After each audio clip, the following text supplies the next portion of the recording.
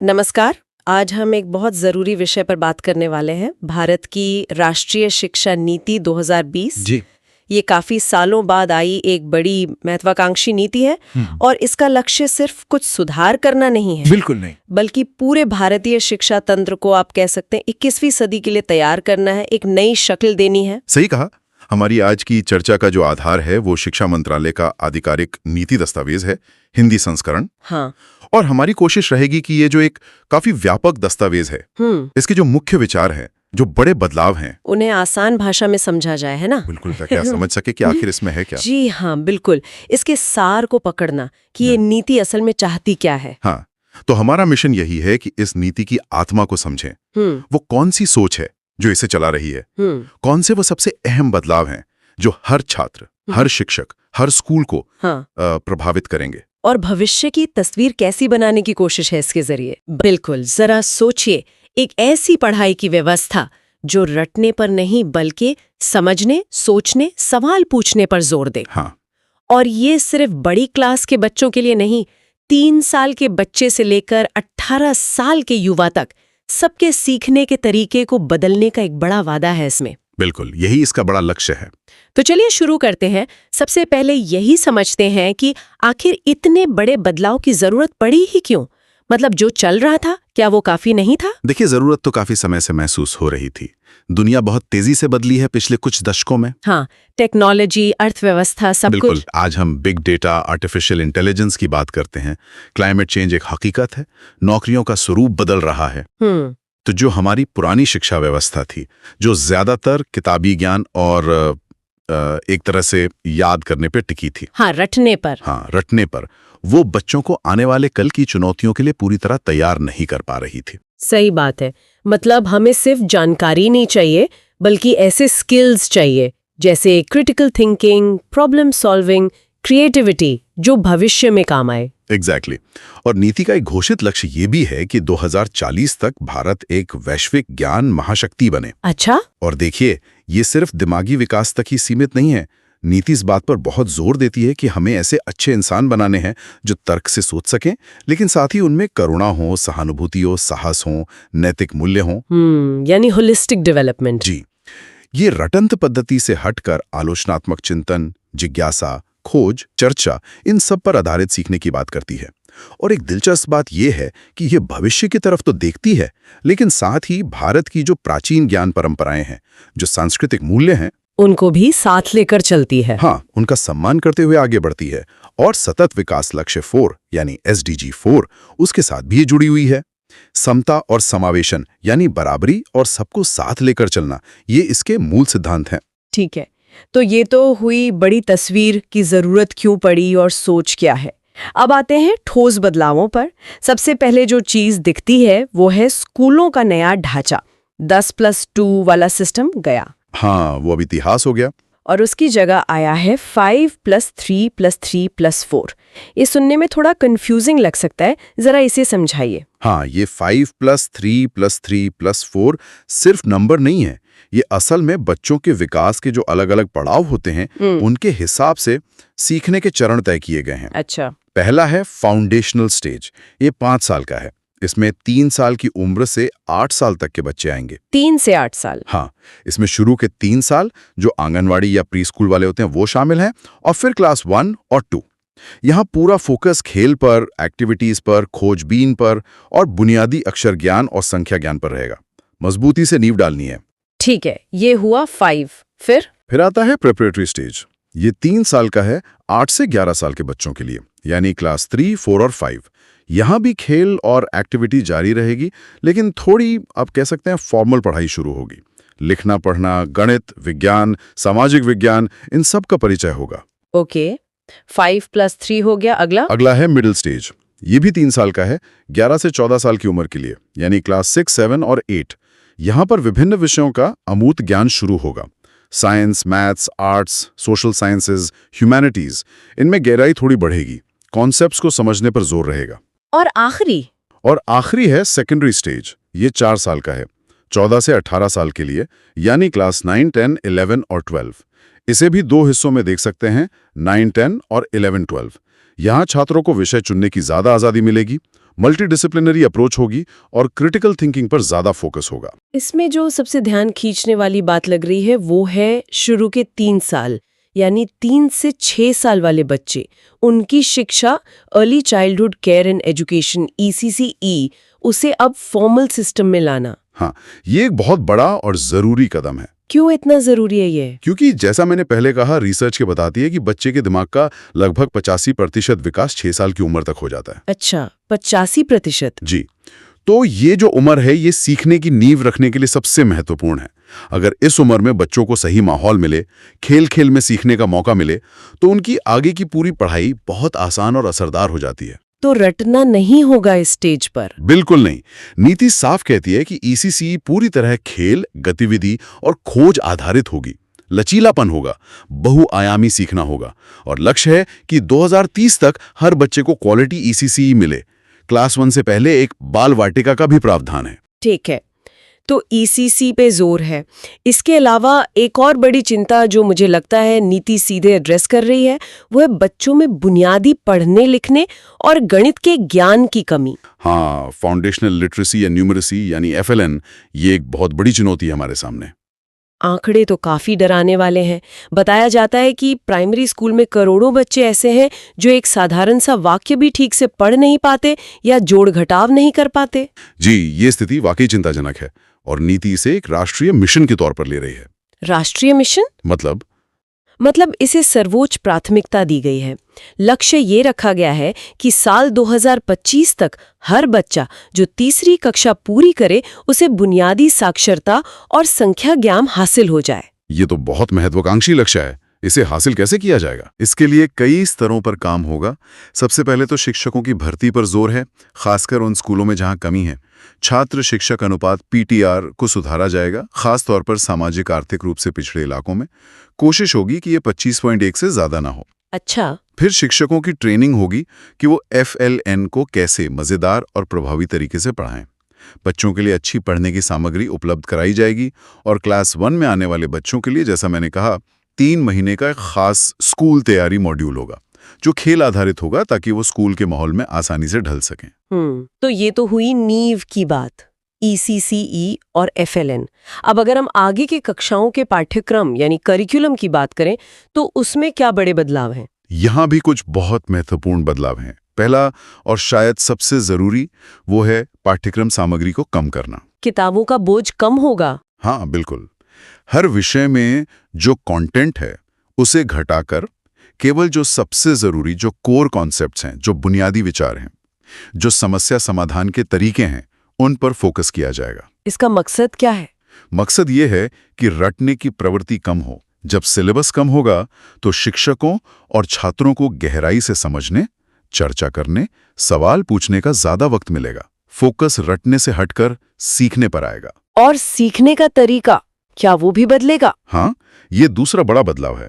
अब सीखने का मतलब सिर्फ लेक्चर सुनना और नोट्स बनाना नहीं होगा। नीति अनुभवात्मक अधिगम यानी एक्सपीरियंशियल लर्निंग पर बहुत जोर देती है। एक्सपीरियंशियल लर्निंग मतलब करके सीखना, हैंड्स ऑन एक्टिविटीज, कला और खेल को पढ़ाई के साथ इंटीग्रेट करना, कहानी सुनाना, रोल प्लेइंग, प्रोजेक्ट्स बनाना, फील्ड ट्रिप्स, ये सब अब पढ़ाई का हिस्सा होंगे हर स्तर पर। ये तो सुनने में काफी दिलचस्प लग रहा है। और वो जो पुरानी दीवारें थीं साइंस, कॉमर्स, आर्ट्स की, क्या वो अब भी रहेंगी? नहीं, ये एक और बड़ा बदलाव है। सेकेंडरी स्टेज पर यानी क्लास 9 से 12 में छात्रों को विषय चुनने में बहुत ज्यादा लचीलापन मिलेगा। कैसा लचीलापन? मतलब अब ऐसा नहीं होगा कि आपको या तो फिजिक्स, केमिस्ट्री, मैथ्स लेना है या फिर हिस्ट्री, ज्योग्राफी, पॉलिटिकल साइंस। छात्र अपनी रुचि के हिसाब से विषयों का कॉम्बिनेशन चुन सकेंगे। जैसे कोई उदाहरण? जैसे हो सकता है कोई छात्र फिजिक्स के साथ म्यूजिक पढ़ना चाहे, या केमिस्ट्री के साथ बेकिंग, या बायोलॉजी के साथ इतिहास। ये संभव होगा। वाह! इसमें शारीरिक शिक्षा, कला, शिल्प और व्यावसायिक विषय भी शामिल होंगे। अकादमिक और व्यावसायिक शिक्षा के बीच जो एक खाई बनी हुई थी, उसे पाटने की कोशिश है। ये तो छात्रों के लिए बहुत अच्छी खबर है। अच्छा, भाषा को लेकर भी काफी बहस होती है। NEP 2020 इस पर क्या कहती है? भाषा पर नीति का रुख काफी स्पष्ट और व्यवहारिक लगता है। सबसे पहली और महत्वपूर्ण बात यह है कि जहां तक संभव हो, कम से कम क्लास 5 तक, और कोशिश की जाए कि क्लास 8 तक पढ़ाई का माध्यम बच्ची की मातृभाषा या घर की भाषा या स्थानीय भाषा हो। इसका क्या फायदा होगा? इसका सबसे बड़ा फायदा ये है कि बच्चे कॉन्सेप्ट्स को ज्यादा आसानी से और गहराई से समझ पाते हैं। खासकर छोटी उम्र में जब उन्हें अपनी जानी पहचानी भाषा में समझाया जाता है तो सीखना स्वाभाविक लगता है, बोझ नहीं। और त्रिभाषा फॉर्मूला? वो जारी रहेगा, लेकिन ज्यादा लचीलेपन के साथ। राज्य अपनी जरूरत के हिसाब से भाषाएं चुन सकते हैं, लेकिन महत्वपूर्ण यह है कि कोई भी भाषा किसी पर थोपी नहीं जाएगी, और जो 3 भाषाएं चुनी जाएंगी उनमें कम से कम 2 भारतीय भाषाएं होनी चाहिए। संस्कृत और दूसरी शास्त्रीय भाषाओं का क्या? संस्कृत को स्कूल के सभी स्तरों पर एक विकल्प के रूप में पेश किया जाएगा। साथ ही अन्य शास्त्रीय भाषाएं जैसे तमिल, तेलुगु, कन्नड़, मलयालम, ओडिया, इनको भी विकल्प के तौर पर बढ़ावा दिया जाएगा। विदेशी भाषाएं सीखने का विकल्प भी सेकेंडरी लेवल पर मिलेगा। एक और अहम बात, भारतीय सांकेतिक भाषा ISL को लेकर भी कुछ है इसमें। जी हाँ, ISL को पूरे देश में मानकीकृत किया जाएगा और बधिर छात्रों के इस्तेमाल के लिए शिक्षण सामग्री विकसित की जाएगी। ये समावेशन की दिशा में एक महत्वपूर्ण कदम है। ठीक है, पाठ्यक्रम में विषय कम होंगे, लचीलापन बढ़ेगा, भाषा पर ध्यान होगा। इनके अलावा क्या कुछ नया जोड़ा भी जा रहा है करिकुलम में? हाँ बिल्कुल, 21वीं सदी के जो जरूरी कौशल माने जाते हैं उन्हें पाठ्यक्रम में इंटीग्रेट किया जाएगा। जैसे क्रिटिकल थिंकिंग, क्रिएटिविटी, कम्युनिकेशन यानी संवाद कौशल, सहयोग, problem solving, digital literacy. Coding की भी बात सुनी थी। हाँ, कोडिंग को मिडिल स्कूल स्टेज से ही बच्चों को सिखाने की बात है, ताकि वो भविष्य की टेक्नोलॉजी के लिए तैयार हों। और मूल्यों की शिक्षा, नैतिकता, संविधान, उस पर भी बहुत जोर है। नैतिकता, मानवीय और संवैधानिक मूल्य, लैंगिक संवेदनशीलता, साफ सफाई, पर्यावरण के प्रति जागरूकता, इन सबको पाठ्यक्रम का हिस्सा बनाया जाएगा। भारत का ज्ञान, जिसमें प्राचीन और आधुनिक भारत की उपलब्धियां, ज्ञान परंपराएं, आदिवासी ज्ञान शामिल है, उसे भी पढ़ाया जाएगा। पंचतंत्र, जातक कथाओं जैसे उदाहरणों से मूल्यों की शिक्षा दी जाएगी। ये भी सुना है कि बच्चों को कुछ समय बिना बस्ते के स्कूल जाने का या कुछ हाथ का काम सीखने का मौका मिलेगा। हाँ, ये मिडिल स्टेज क्लास 6-8 के लिए प्रस्तावित है। इस दौरान सभी छात्र कुछ समय के लिए, जैसे 10 दिन, बस्ता रहित पीरियड में किसी स्थानीय व्यावसायिक शिल्प या कला को सीखेंगे। जैसे कि बढ़ईगिरी या मिट्टी के बर्तन बनाना। हाँ बिल्कुल, बढ़ईगिरी, बिजली का काम, धातु का काम, बागवानी, मिट्टी के बर्तन बनाना, कुछ भी हो सकता है। इसका मकसद बच्चों को हाथ से काम करने का सम्मान सिखाना और उन्हें विभिन्न व्यवसायों से परिचित कराना है। स्कूल बैग और किताबों का बोझ कम करने पर भी जोर है। चलिए, ये तो हुई पाठ्यक्रम की बात। अब आते हैं उस मुद्दे पर जिससे शायद सबसे ज्यादा डर लगता है, परीक्षाएं और आकलन, असेसमेंट। यहाँ क्या बदलाव देखने को मिलेंगे? ये शायद नीति का सबसे क्रांतिकारी पहलू है। लक्ष्य है परीक्षा के तनाव को कम करना और रटने की संस्कृति को खत्म करना। कैसे? अब फोकस साल के अंत में होने वाली बड़ी योगात्मक परीक्षाओं, सम्मिटिव असेसमेंट, से हटकर नियमित और रचनात्मक आकलन, फॉर्मेटिव असेसमेंट पर होगा। फॉर्मेटिव असेसमेंट मतलब क्लास टेस्ट की तरह? हाँ, लेकिन उससे भी ज्यादा। इसका मतलब है कि पढ़ाने के दौरान ही लगातार ये देखना कि बच्चा कितना सीख रहा है, कहाँ उसे मुश्किल आ रही है, और फिर उसे फीडबैक देना, उसकी मदद करना। ये सीखने की प्रक्रिया का हिस्सा होगा, ना कि सिर्फ अंत में जजमेंट। आकलन का उद्देश्य बच्चे को फेल पास करना नहीं, बल्कि सीखने में मदद करना होगा। और वो रिपोर्ट कार्ड, क्या वो भी बदलेगा? हाँ बिल्कुल बदलेगा। अब वो सिर्फ मार्क्स की एक लिस्ट नहीं होगी। नीति एक 360 डिग्री समग्र प्रगति कार्ड, होलिस्टिक प्रोग्रेस कार्ड की बात करती है। 360 डिग्री, ये क्या है? इसका मतलब है कि रिपोर्ट कार्ड में सिर्फ अकादमिक यानी संज्ञानात्मक पक्ष के अंक नहीं होंगे, बल्कि बच्चे के भावनात्मक, अफेक्टिव और मनोप्रेरक, साइकोमोटर विकास का भी विश्लेषण होगा। उसकी स्किल्स, उसकी क्षमताएं, उसकी रुचियां, उसके मूल्य, उसके स्वास्थ्य, सब कुछ शामिल होगा। इसमें असेसमेंट कौन करेगा? सिर्फ टीचर? नहीं, इसमें छात्र खुद अपना आकलन करेगा। सेल्फ असेसमेंट उसके सहपाठी करेंगे, पीयर असेसमेंट और शिक्षक तो करेंगे ही।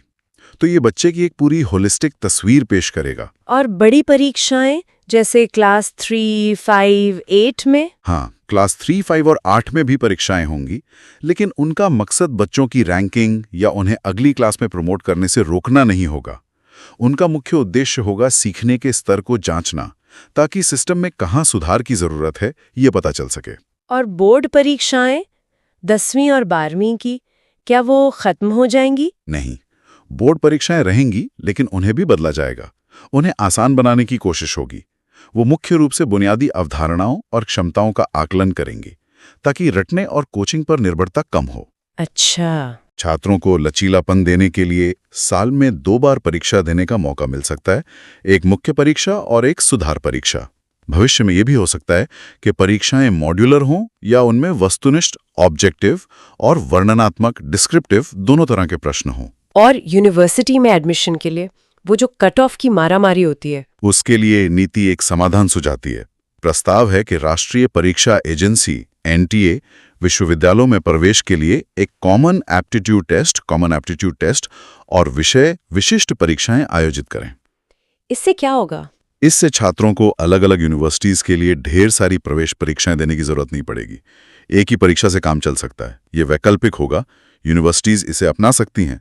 इससे कोचिंग कल्चर कम होने की भी उम्मीद है। इन सभी आकलनों और परीक्षाओं के लिए मानक कौन तय करेगा? इसके लिए एक नए राष्ट्रीय आकलन केंद्र परख PARAKH performance assessment review analysis of knowledge for holistic development की स्थापना की जाएगी।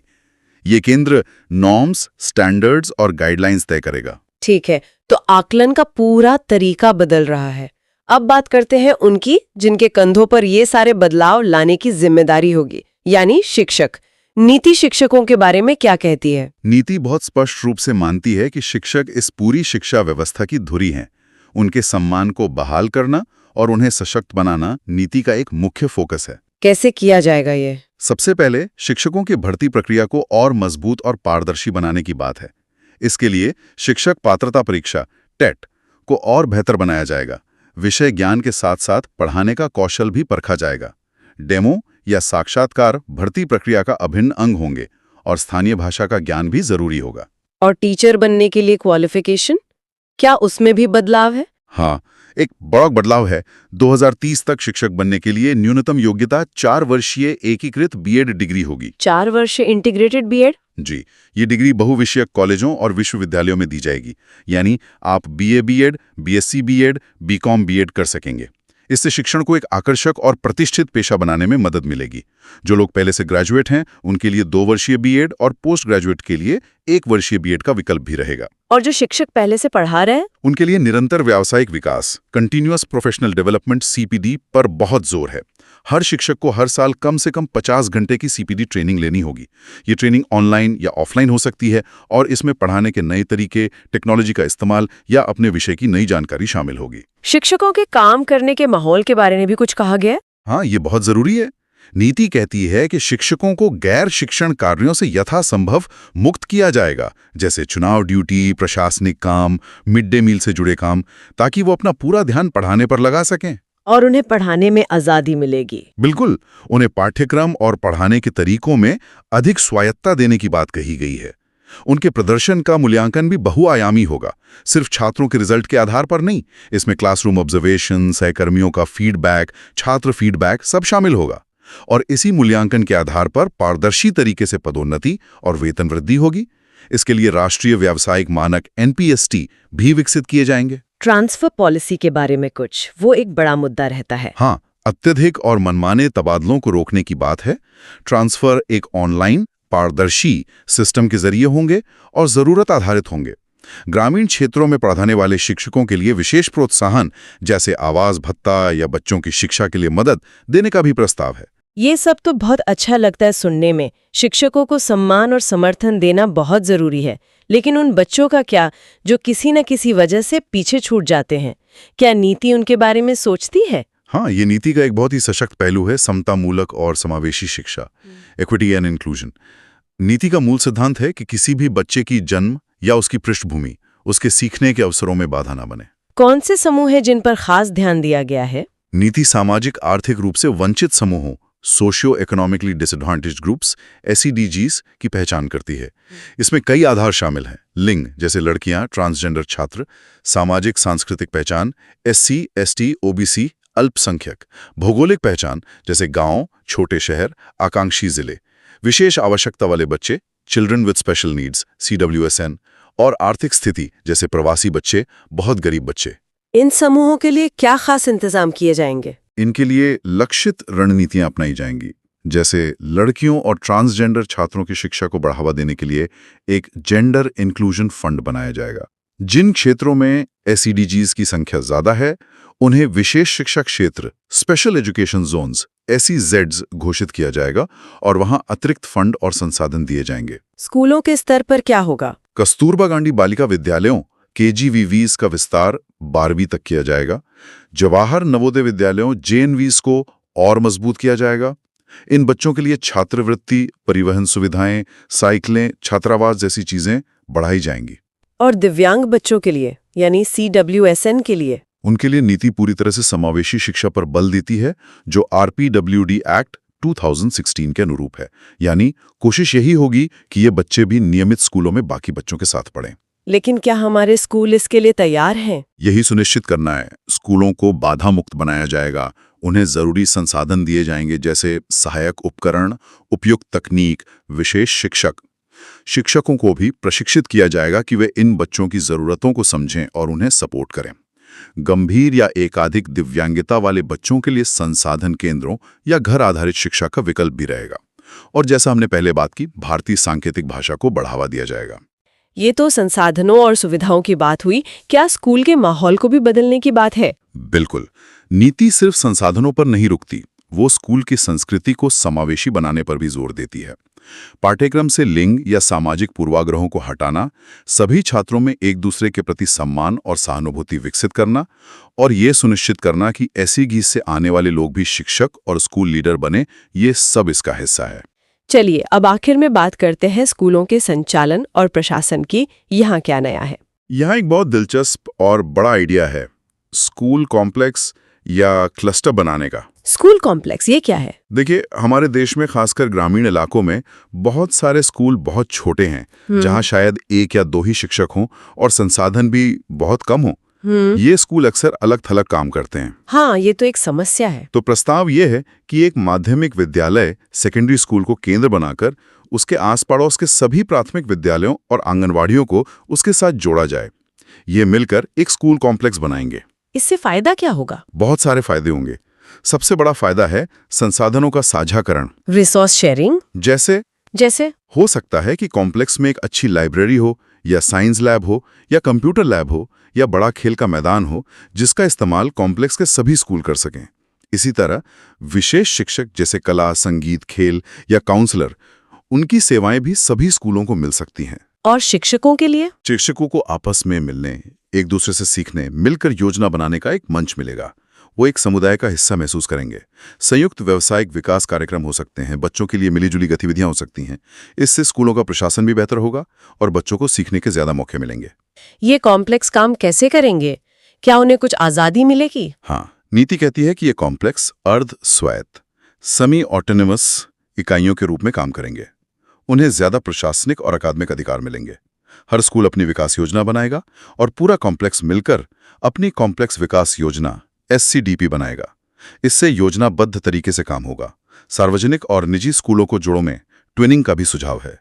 और बड़े स्तर पर, राज्य स्तर पर प्रशासन में कोई बदलाव? हाँ, वहां भी शक्तियों के स्पष्ट विभाजन का प्रस्ताव है, ताकि हितों का टकराव, कॉन्फ्लिक्ट ऑफ इंटरेस्ट ना हो और पारदर्शिता बढ़े। कैसे? नीति कहती है कि नीति निर्धारण, संचालन और मानक निर्धारण व मान्यता, ये तीनों काम अलग अलग निकाय करेंगे।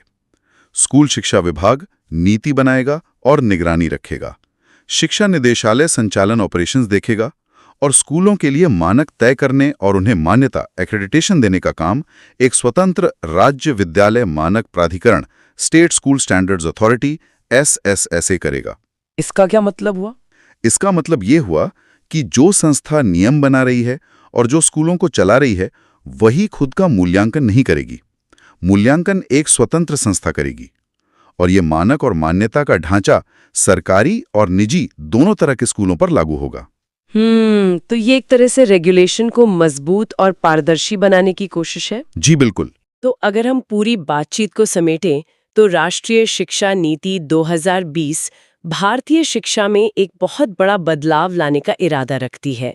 5+3+3+4 का नया ढांचा, ECCE और FLN पर जोर, पाठ्यक्रम में कमी और लचीलापन, रटने की जगह समझने और करने पर फोकस, आकलन का नया तरीका, शिक्षकों का सशक्तिकरण, समता और समावेशन पर बल और स्कूल कॉम्प्लेक्स के जरिए नया प्रशासनिक ढांचा। हाँ, ये एक बहुत ही व्यापक और महत्वाकांक्षी दस्तावेज है। इसमें भविष्य की शिक्षा का एक विजन है। बिल्कुल, ये कागज पर तो बहुत प्रभावशाली दिखता है। इसमें लगभग हर उस समस्या का समाधान सुझाने की कोशिश की गई है जो हमारी शिक्षा व्यवस्था में महसूस की जाती रही है। हाँ, इसमें कोई शक नहीं। लेकिन अब यहाँ से एक बड़ा सवाल खड़ा होता है। क्या? सवाल ये कि ये नीति जो कागज पर इतनी प्रगतिशील और व्यापक है, इसका जमीनी स्तर पर सफल कार्यान्वयन किन बातों पर निर्भर करेगा? ये तो सबसे बड़ा सवाल है। भारत जैसे विशाल और विविध देश में, जहां हर राज्य की अपनी सामाजिक, आर्थिक और राजनीतिक परिस्थितियां हैं, इस नीति को उसकी मूल भावना के साथ लागू करने में क्या चुनौतियां आएंगी? क्या हमारे पास वो राजनीतिक इच्छा शक्ति, वो प्रशासनिक क्षमता और सबसे जरूरी वो वित्तीय संसाधन है जो इस सपने को हकीकत बनाने के लिए चाहिए? हाँ, ये सोचने वाली बात है। ये देखना होगा कि ये जो दृष्टिकोण है, ये जमीनी हकीकत में कैसे तब्दील होता है। क्या ये वाकई वो परिवर्तन ला पाएगा जिसकी उम्मीद इससे की जा रही है? ये एक ऐसा प्रश्न है जिस पर शायद हम सभी को आने वाले समय में विचार करते रहना होगा। बिल्कुल, ये एक महत्वपूर्ण सवाल है जिसके साथ हम आज की इस गहन चर्चा को समाप्त करते हैं। हमारे साथ जुड़ने के लिए धन्यवाद।